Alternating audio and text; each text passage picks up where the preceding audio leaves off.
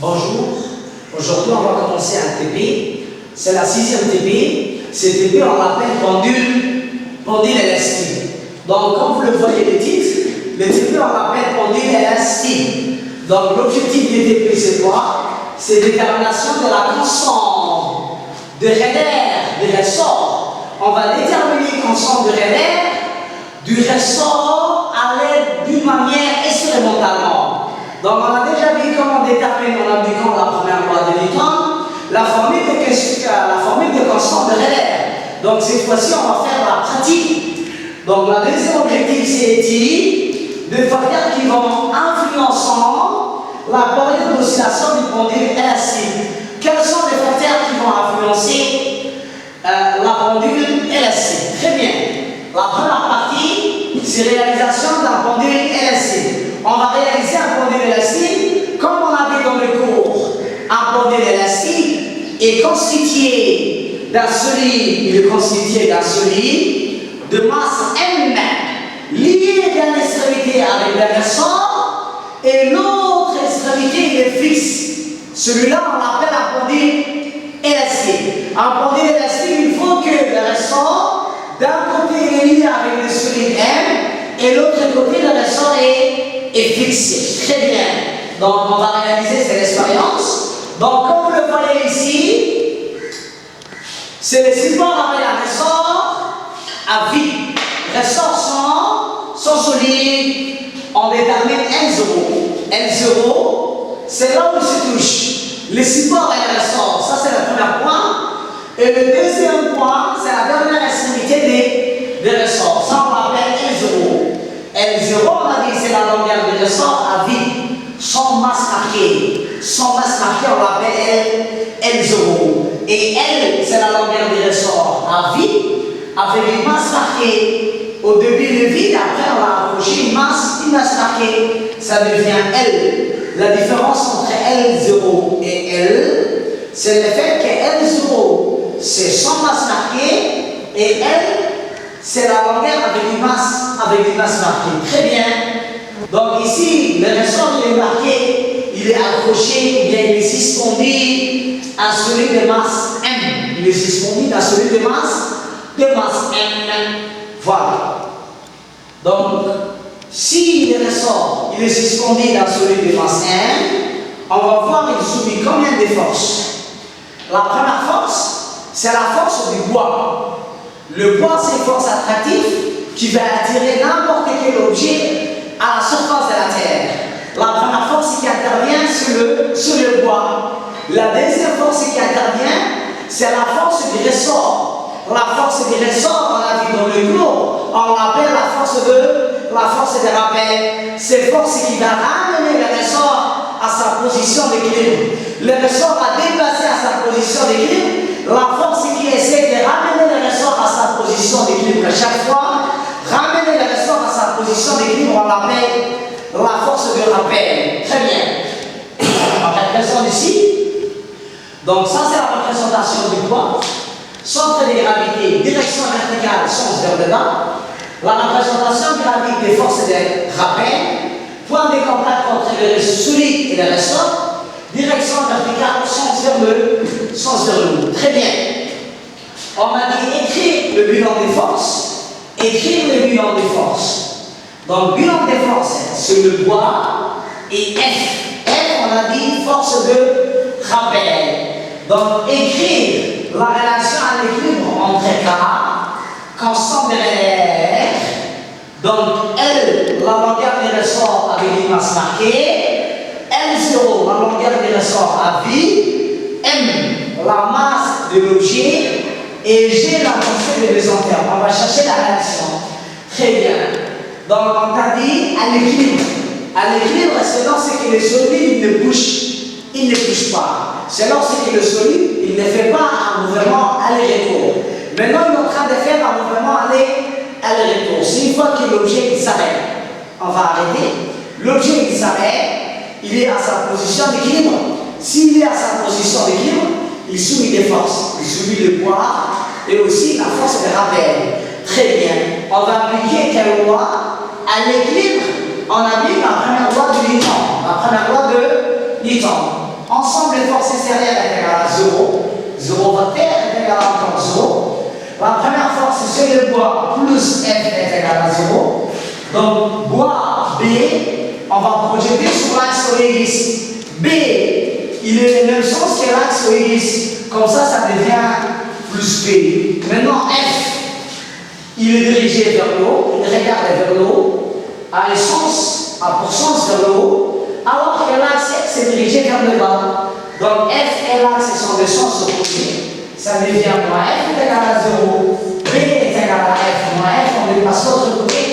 B est égal à F. B, on remplace par F fois G, est égal à F, je remplace par son expression. Dans le cours, on a vu K fois delta L. Donc, on cherche K. K, ça devient F fois G divisé par delta L. Delta L encore, on peut remplacer par L moins L0. F fois G divisé par L moins L0. Donc, ça, c'est la relation qu'on cherche. C'est la relation entre K, L, L0, M fois G. Donc, petite idée, c'est la détermination de la constante de RR des ressorts. C'est la première partie de l'objectif. C'est la première objectif. On va déterminer la constante de RR des ressorts. Donc, comment on va déterminer? On a donné le tableau. Ce tableau, on a dit, il y en a différentes masses. Celui de 50 grammes, 100 grammes et celui de 200 grammes. Très bien. On a une boîte de masse marquée. Le boîte de masse marquée contient toutes les masses. Très bien. Celui-là, c'est celui de 50 grammes. Celui-là, c'est celui de 100 grammes. Et celui-là, c'est celui de 200 grammes. Pour tous les trois masses marquées, on va déterminer X, delta L, L moins L0. Très bien. Tout d'abord, on va déterminer ce qu'on appelle L0. L0, c'est la longueur à vide. C'est très important. On détermine L0, la longueur à vide. Le ressort tel qu'elle est, je le mesure à l'aide d'une règle. Donc, lorsqu'on mesure à l'aide d'une règle, donc on a trouvé 12,5. C'est 12,5. Donc, L0, c'est 12,5. Très bien. L0, une fois qu'on l'a mesuré, on va le accrocher 50 grammes. Je suis en train de compléter la première colonne du tableau. Première colonne du tableau, c'est 50 grammes. Voilà les 50 grammes. On a accroché. On détermine maintenant la longueur L. Ça me donne 12,7. Donc L, ça me donne 12,7. Donc I, c'est delta L. L moins L0. L, c'est 12,7. Moins L0 qui est égal à 12,5. Je trouve 3,2 cm. Donc B, F fois G, c'est à calculer. C'est à nous qui a calculé. Donc la masse est 50 grammes. 50 fois 10 à la puissance moins 3 fois G. Toujours on m'a donné l'erreur de B. J'ai trouvé 0,49. Donc pour la dernière ligne, K, c'est F fois G divisé par X. Donc F fois G, c'est déjà fait. 0,49 divisé par X. I, c'est 0,2 centimes. C'est 10 à la puissance moins 2 cm. Jusqu'à ramener à mètre. Je peux partir centimètre et à mètre. C'est 10 à la puissance moins 2. Je trouve 245. Très bien. Maintenant pour celui de 100 grammes. Donc celui-là, on va le faire descendre. 100 grammes, on va le mettre. L0, c'est déjà fait. Maintenant, on va mesurer L. Longueur avec le seuil.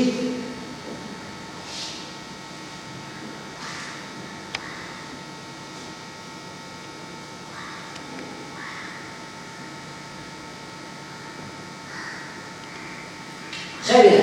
Je trouve 14,8. Donc L, je trouve 14,8 cm. I, c'est delta L, L moins L0. 14,8 moins L0 qui est égal à 2,5, j'ai trouvé 2,3 cm. On calcule ici K, c'est M fois G sur X. M fois G, 0,4 en dessus, divisé par X. X, c'est 2,3, c'est en centimes. On multiplie fois 10 à la puissance moins B, entre autres après la calculatrice, 42,6. Et enfin, pour la dernière, 100. On va remplacer par celui de 200 grammes. Et pour ces 200 grammes, on va déterminer la longueur L. Donc, lorsque on mesure,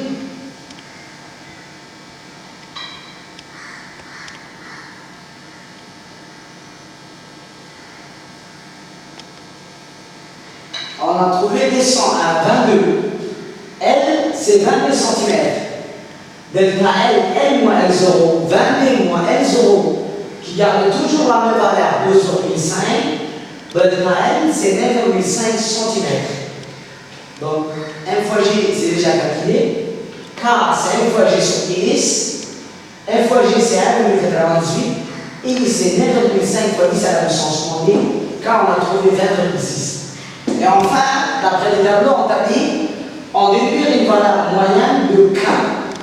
Ces trois valeurs, on va déterminer la moyenne de ces trois valeurs. K, la première valeur, 245, plus deuxième valeur, 42,6, plus troisième valeur, 20,6. Divisé par 3, on divise par 3, ces trois valeurs, on trouve 102,7. Donc on a pris cette partie, on va commencer la deuxième partie qui est l'étude de facteurs influençant la période d'oscillation du conduit LS. On va voir maintenant